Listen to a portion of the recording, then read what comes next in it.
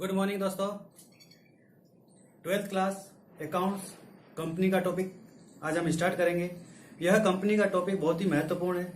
यह अपने तकरीबन 20 नंबर से लेकर के 25 नंबर तक के नंबर स्कोरिंग करने के लिए बहुत ही अच्छा सब्जेक्ट माना जाता है और यह आपको अच्छे नंबर दिलाने के लिए उपयोगी सब्जेक्ट माना जाता है। तो कंपनी स्टार्ट करते हैं। तो कंपनी से पहले अपन ये पढ़ लेते हैं कि स्वामित्व के आधार पर व्यापार को कितने भागों में बांटा गया है।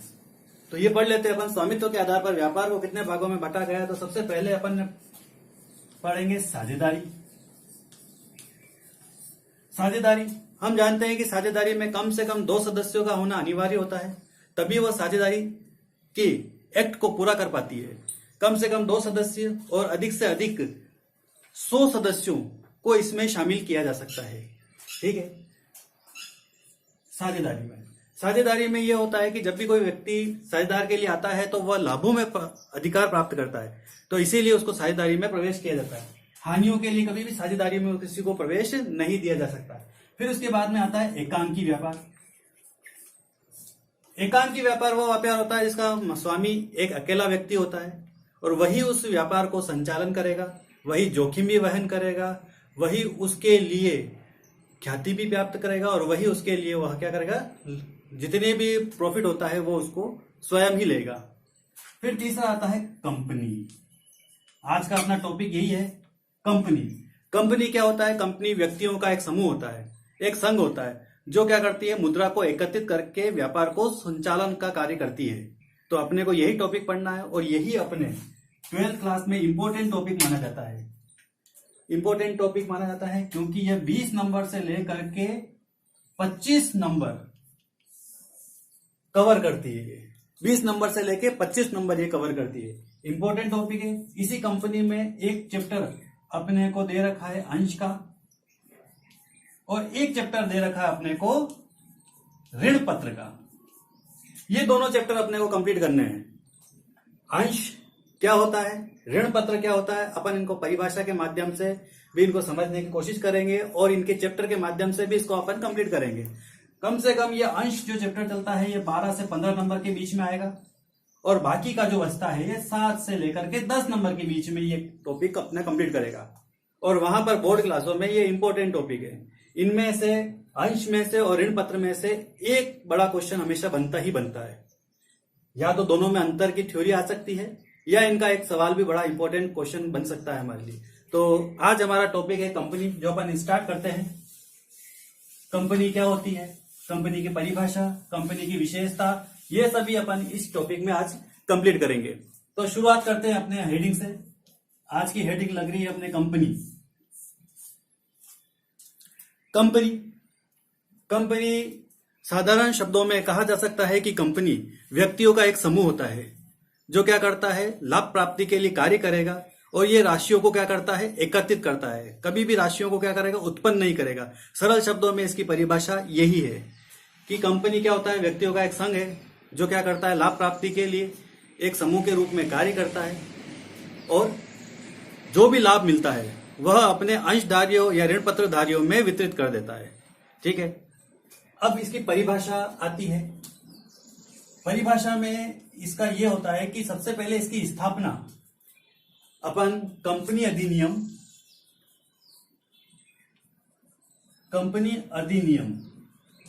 2013 की धारा के अनुसार इसको पंजीकृत या समामिलित की हुई कंपनी को अपन क्या मानते हैं, कंपनी मानते हैं।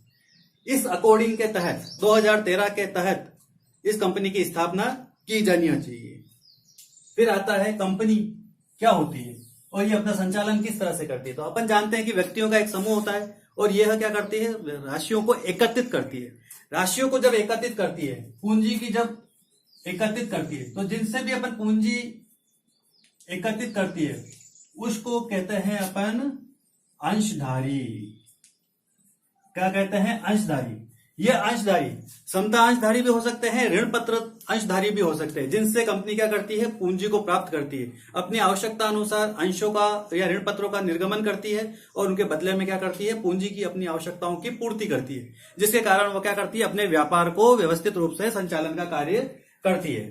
ठीक है, तो अंशधारी और ऋण पत्रधारी, ठीक है, ये दो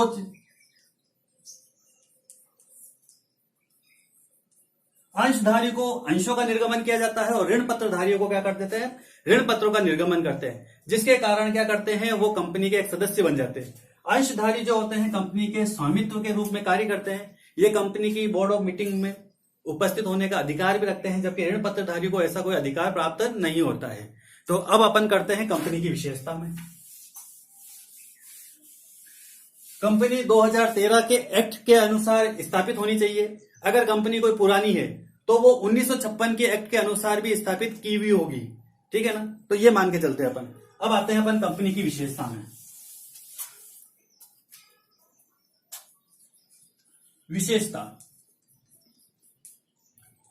कंपनी की परिभाषा से ही स्पष्ट हो जाता है कि इसकी क्या विशेषता होनी चाहिए। तो सबसे पहले ये व्यक्तियों का एक समूह है। क्या है ये? व्यक्तियों का एक समूह है।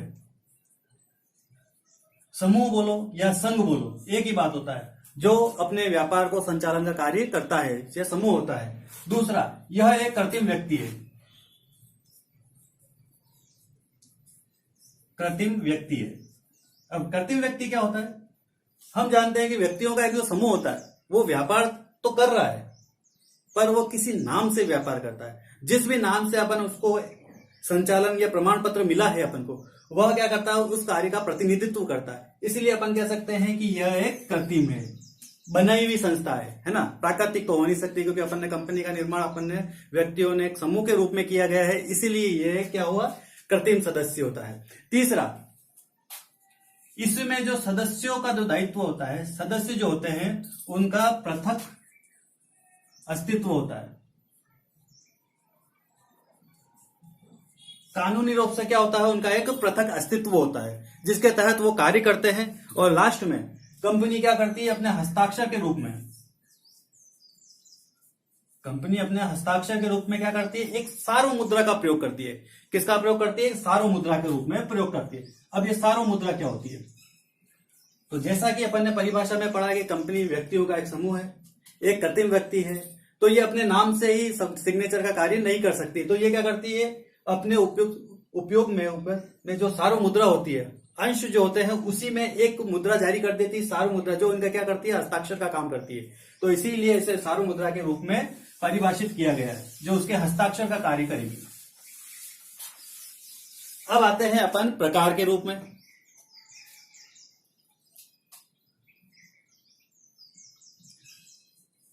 कंपनी जो होती है वो अपनी पूंजी को अंशों के रूप में या ऋण पत्रों के रूप में एकत्रित करती है। पूंजी को क्या करती है, अंशों के रूप में या ऋण पत्रों के रूप में एकत्रित करती है, तो उसे अपन कंपनी कहते हैं। अब आते हैं कंपनी के प्रकार।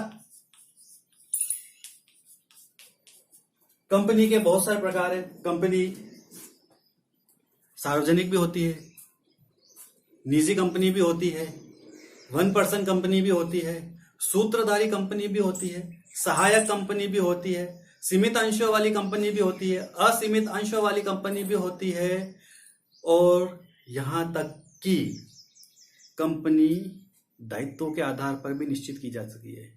सीमित दायित्व के आधार पर और असीमित दायित्व के आधार पर भी कंपनियों का क्या किया जा सकता है, निर्माण किया जा सकता है। तो अपन यहाँ पर इन सभी प्रकारों को नहीं पढ़ेंगे, अपन इसमें से जो मुख्य अपने इंपॉर्टेंट चीजें हैं उन्हीं प्रकारों को अपन शामिल करेंगे।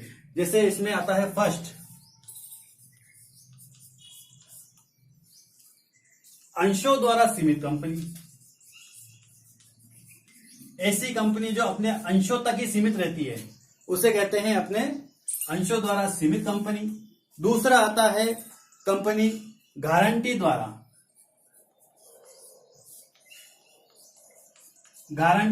सीमित कंपनी।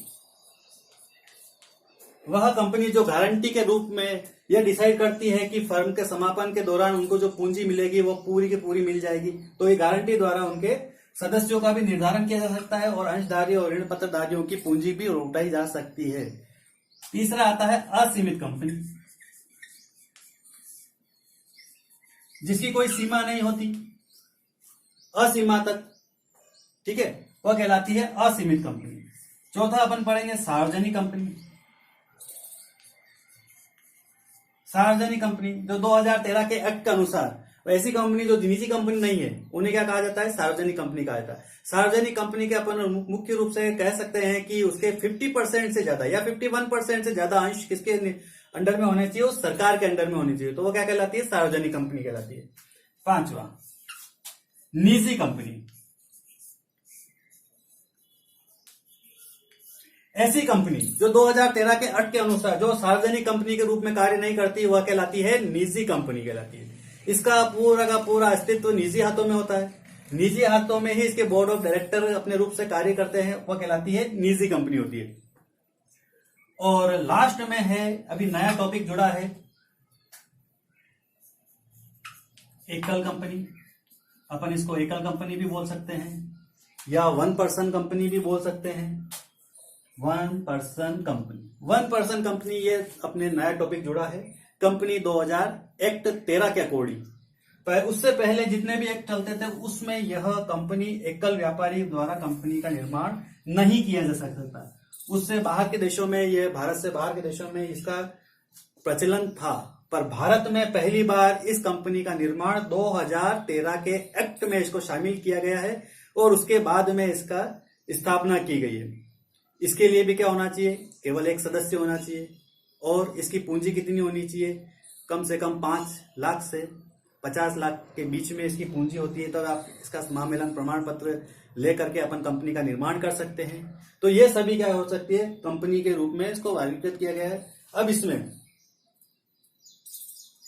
यह तो होता है सदस्यों के आधार पर, अपन ने क्या किया, कंपनी का निर्माण किया है सदस्यों के आधार पर, और यह सदस्यों की संख्या के आधार पर।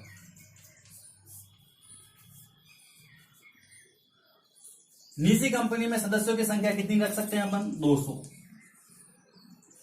कितनी रख सकते हैं अपन, 200 सदस्य तक अपन इस कंपनी में रख सकते हैं। और एकल कंपनी का जो निर्माण किया जाता है, इसकी धारा 262 के अकॉर्डिंग इसकी स्थापना की जा सकती है।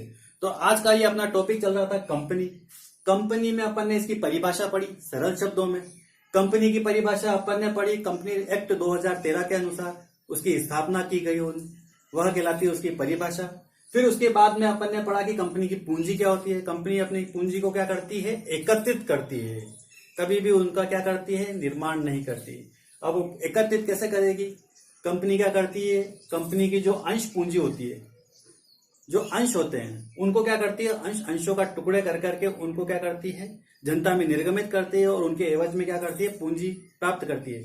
अब वो पूंजी प्राप्त किनसे करेगी, वो अंशधारियों से करेगी जिनको अपन ने अंश अलॉट किए गए हैं। ऋण पत्रों से धारियों से करेगी जिनको अपन ने ऋण पत्र का निर्गमन किया है।